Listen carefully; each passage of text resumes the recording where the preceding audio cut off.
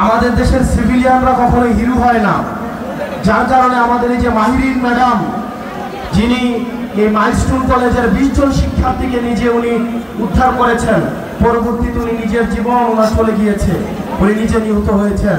আমরা মাহিরিন ম্যাডামকে আমরা রাষ্ট্রীয়ভাবে আমরা যথাযথ মর্যাদা দিতে পারি নাই, এটা আমাদের ব্যর্থতা।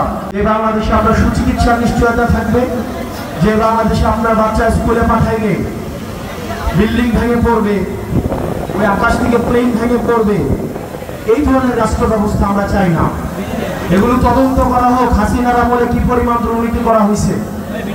আমরা শুনছি বিমান বাহিনীর সাবেক প্রধান নাকি 3000 কোটি টাকা দুর্নীতি করছে। এই বিমানগুলো কিন্তু হাসিনার আমলে কেনা।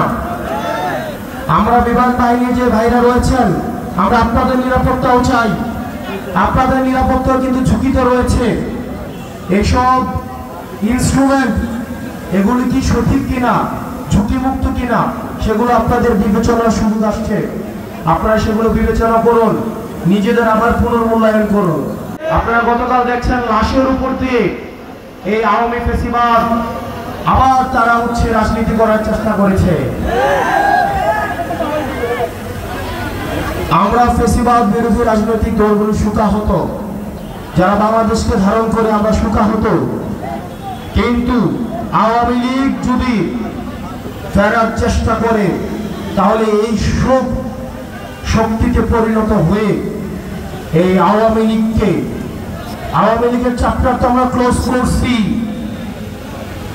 ভবিষ্যতের উত্থানের যে কোনো সম্ভাবনাকে আমরা একদম নাই করে দিব। প্রিয় চাঁদপুরবাসী, আপনারা সজাগ থাকতে হবে, ফেসিবাদ বিরোধী রাজনৈতিক দলগুলোকে ঐক্যবদ্ধ থাকতে হবে। একটা রাষ্ট্র ব্যবস্থা আপনাকে নিরাপদ চলাফেরার অধিকার নিশ্চিত করতে পারে নাই।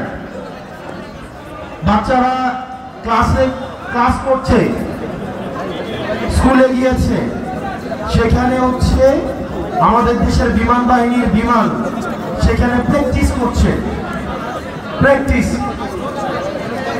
মানুষের জীবন বাংলাদেশের এস্টাবলিশমেন্টের কাছে প্র্যাকটিসের বিষয়।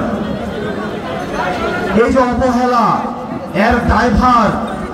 এর দায়ভার অবশ্যই এই বাহিনীকে অবশ্যই নিতে হবে।